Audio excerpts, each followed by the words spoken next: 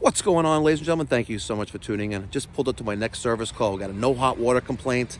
I know we got a Burnham Alpine gas-fired condensing modulating boiler with an indirect water heater. We've been making repairs to this unit for a number of years. Let's see if we can get them up and running again. Let's go.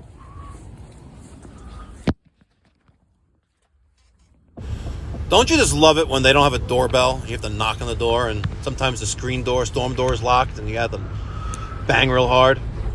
Huh? Oh, you're a big dog. Hi, doggy.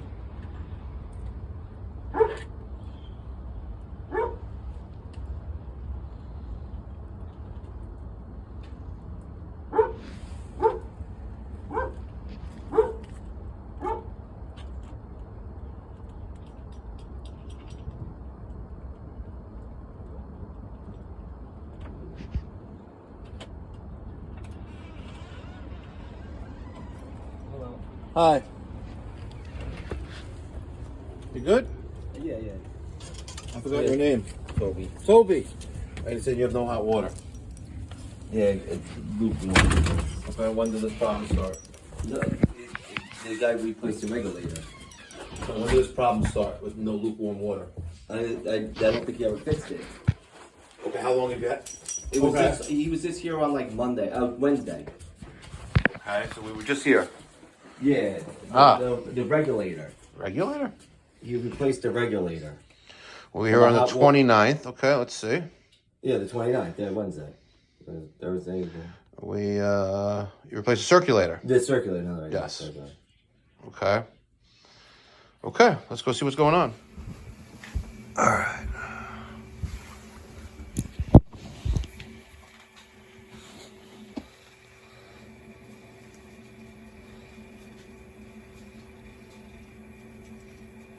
Everything's flashing.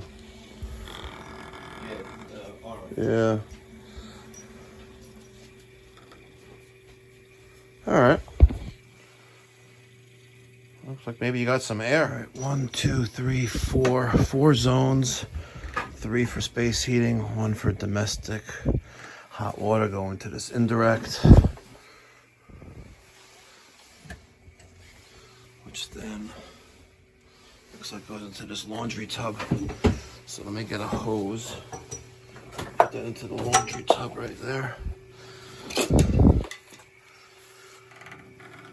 Yeah, I know. Tell me about it. Let's, this one is the return from the indirect.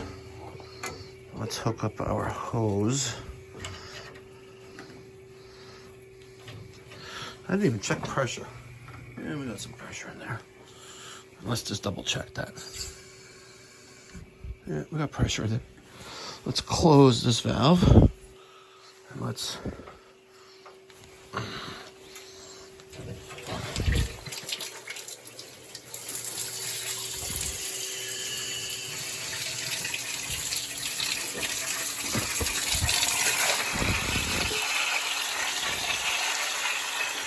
Yep.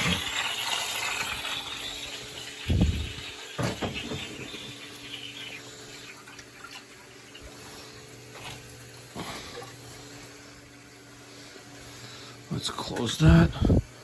Let's open this up. Let's see how this feels. There we go. That's hot. Mucho caliente. There we go. Let's look at our temperature. She's dropping. Yeah, we're losing all that hot water to that lukewarm tank. 118 and still dropping. 117, slowing.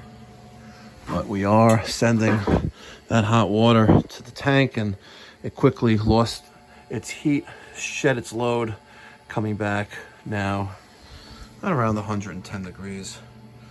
So we're gonna make sure this fires up. Okay, we're gonna count down to about 60 seconds there on the drive light off.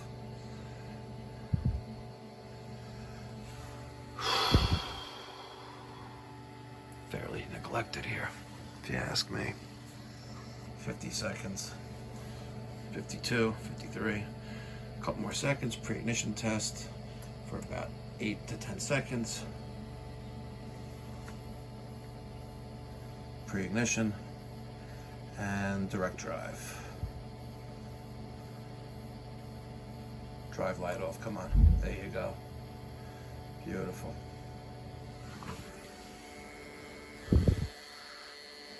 We don't really need to be in a high speed. All right, so let's quickly talk about the low, medium, and high speed features and functionality of the Taco 0015E 3-speed ECM high efficiency circulator. A lot of guys, like you can see the last set of circulators that are here, all set to high speed. Does it need to be at high? Well, it depends on your head height and the size of pipe. I have to take that into consideration. But here we are. We have it on our Taco circulator set to a speed of high. If we had a height to go up, this is perfect for up to 18 feet of height, and it's a fixed full speed ahead. It's like pedals to the metal. If we go to medium speed, we have 10 feet max of head constant pressure, and it's a variable speed. If we put it on low speed, we're at a max of 5 feet of constant head pressure, and it's true variable speed. So right now, you notice we're already in green. It's going to the economy mode, the eco mode, because we don't need to be at full max speed.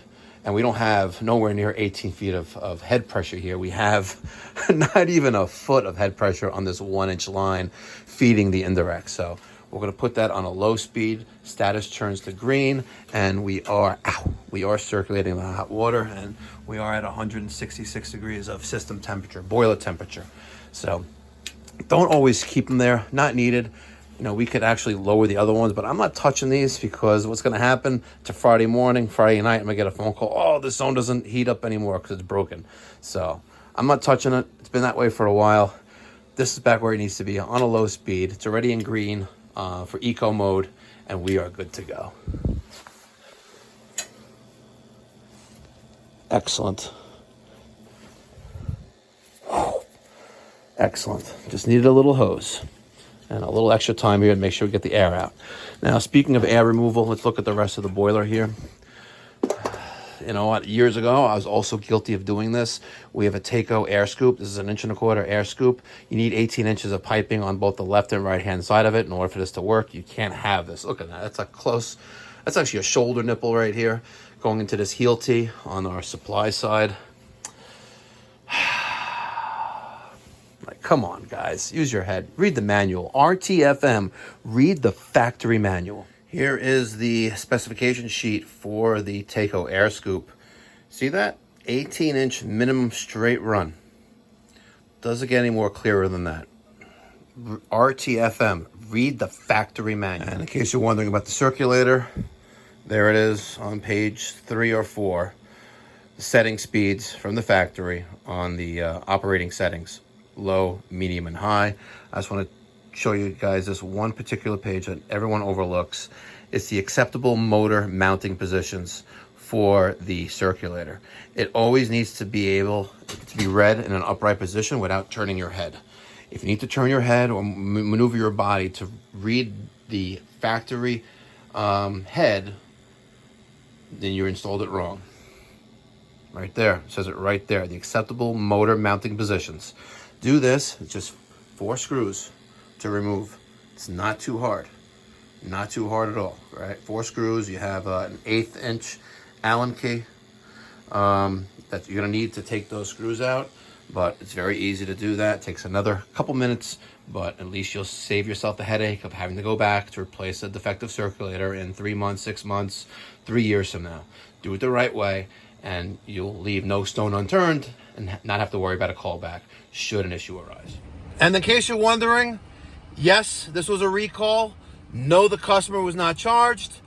Yes, the previous technician will be a little bit educated.